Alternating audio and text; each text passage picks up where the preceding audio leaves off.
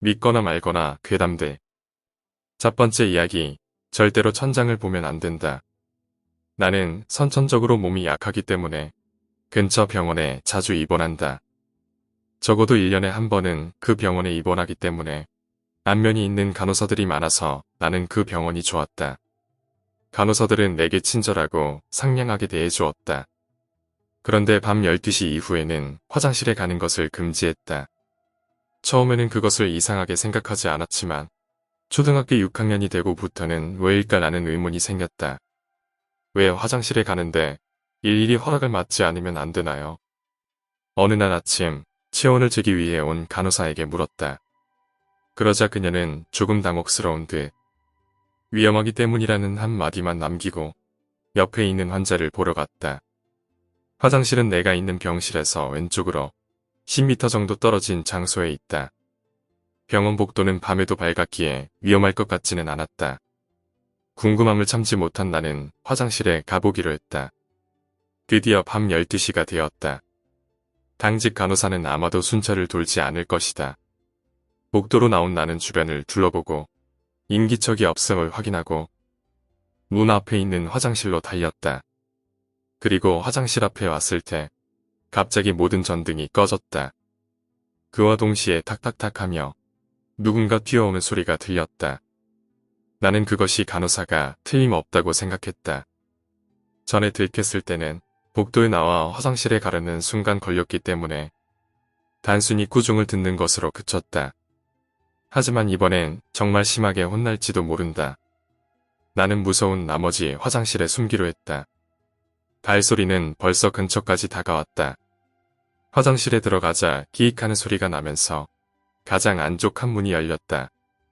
나는 그곳으로 뛰어들어갔는데 문을 닫을 때 소리를 내고 말았다. 나는 재빨리 문을 잠그고 바닥에 웅크려 앉았다. 멀리서부터 문을 두드리는 소리가 들렸다. 이어서 천천히 문을 여는 소리가 들렸고 나는 식은땀이 났다. 숨을 죽이고 소리를 내지 않으려 애썼다. 하지만 심장 소리가 울릴 때마다 들킬까봐 조마조마했다. 소리는 점점 내가 있는 곳으로 가까워지고 있었다. 이제는 도망칠 수도 없다. 숨는 것을 포기하고 나가려고 한 나는 벽에 뭔가가 써 있는 것을 발견했다. 글자는 여기저기 흩어져 있었고 손톱으로 마구 긁은 듯 쓰여 있었다. 아무래도 여러 사람이 써놓은 것 같았다. 그런데 그 내용이 모두 똑같았다. 절대로 천장을 봐서는 안 된다. 나는 무서워서 밖에 나가려고 했다. 그때 문을 두드리는 소리가 났다. 간호사가 여기까지 왔다고 생각한 나는 잠갔던 문을 열려고 했다. 쿵 하고 화장실 문에서 강한 충격이 전해져 왔다. 밖에 있는 사람이 문을 걷어찬 거라 생각했다. 나를 혼내기 위해 문을 걷어차고 있는 걸까? 그래서 나는 문을 열지 않기로 했다. 또 한 번 강한 충격이 전해졌다. 문고리가 삐걱삐걱 거리는 소리가 났다. 그때 나는 문 밖에 있는 사람은 간호사가 아니라는 것을 깨달았다. 조금씩 문에 균열이 생기기 시작했다. 나는 벽에 써 있는 낙서를 보았다. 어쩌면 이 낙서를 쓴 사람은 모두 나와 같은 일을 겪었던 게 아닐까. 그때 갑자기 천장에서 나의 이름을 부르는 소리가 들렸다. 나와 사이가 좋은 간호사의 목소리였다. 나는 방심하고 몸을 일으켜 천장을 보고 말았다. 하지만 천장에는 아무도 없었다. 콘크리트 벽과 화장실의 문, 그리고 형광등, 평소와 다름없는 천장에 나는 안도의 한숨을 내쉬었다. 순간 바닥에서 목소리가 들렸다. 여자 목소리다. 그때 나는 낙서의 진짜 의미를 이해했다. 천장을 올려다보면 바닥에 누가 있는지 알 수 없게 된다. 여성의 목소리는 저 밑 바닥에서 내가 있는 곳으로 점점 다가왔다. 내 몸을 타고 올라오는 듯한 느낌이 들었다. 도망치고 싶었지만 몸이 말을 듣지 않았다. 나는 절대로 아래쪽을 보지 않으려고 천장을 계속 바라보았다. 갑자기 뭔가가 시야에 나타났다. 간호사 모자를 쓴 여성의 얼굴이었다. 너까지 10명째. 그녀는 그렇게 말하며 내 몸을 암흑 속으로 끌고 들어갔다. 두 번째 이야기, 90년대 이상한 퇴입. 어떤 가족 4명이 모지방의 여관에서 숙박했다. 깊은 밤 여관의 화장실에서 여자가 끔찍하게 살해되었다. 온몸이 흉기에 무수히 찔리고 얼굴은 누군지 분간할 수 없을 정도로 훼손되어 있었다. 그리고 사체에는 혀가 없었다. 화장실에는 격자가 붙은 창문과 작은 통풍구가 있었는데 절대로 사람이 드나들 수 있는 크기가 아니었다. 출입문에는 자물쇠가 채워져 있었으므로 아무도 들어올 수 없었다. 경찰은 그 여관을 경영하고 있는 부부와 그 아들, 그리고 근처의 불량배 등을 조사했지만 현장이 밀실이라는 점 때문에 사건이 미궁에 빠지는 게 아닐까 걱정했다. 어느 날 여관을 경영하는 부부가 아들과 함께 경찰에 출두했다. 주변에 눈도 있고 해서 좀처럼 사실을 말할 수 없었어요. 그런데 일이 이렇게까지 되어버렸으니 말하겠습니다. 아들은 몰래 촬영하는 게 취미인데 저희가 주의를 주었건만 사건 당일에도 비디오 카메라를 들고 천장 뒤에서 손님방을 촬영하고 있었답니다. 그런데 작은 유리창이 열리고 유리 파편을 쥔 작은 이 비디오 테이프에 담겨 있으니까 한번 보시죠. 아들은 비디오 테이프에 대한 이야기가 나오자 공포가 되살아나는 듯 정신착란을 일으켰고 정신 이상을 초래할 뭔가가 테이프에 들어있을지 모른다는 생각이 수사원들을 두렵게 만들었다. 그 테이프는 배뇨하는 여성을 몰래 촬영한 영상이었다.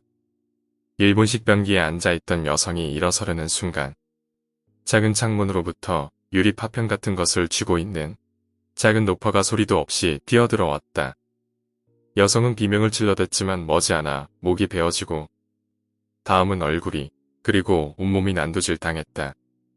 여성의 숨이 끊어지자 작은 노파는 사체에서 혀와 두피의 일부를 도려내고 갑자기 천장을 노려보며 말했다. 다음은 너야. 그리고는 작은 창문을 통해 빠져나갔다. 테이프 본 후 수사관 중에는 구토를 하는 사람, 경기를 일으키는 사람, 울기 시작하는 사람도 있었다. 그 사건은 미해결로 마무리 지어졌고 지금도 경시청엔 그 테이프 보관되어 있다고 한다. 세 번째 이야기, 지하철 사고. 막차 무렵 지하철 홈 구석에서 술주정꾼이 선로로 향해 구토를 하기 시작했다. 조금 토해내다 조금 잦아든 듯 했지만 갑자기 크게 선로의 머리를 내밀고는 입에서는 분수처럼 구토물을 끝없이 토해내기 시작했다.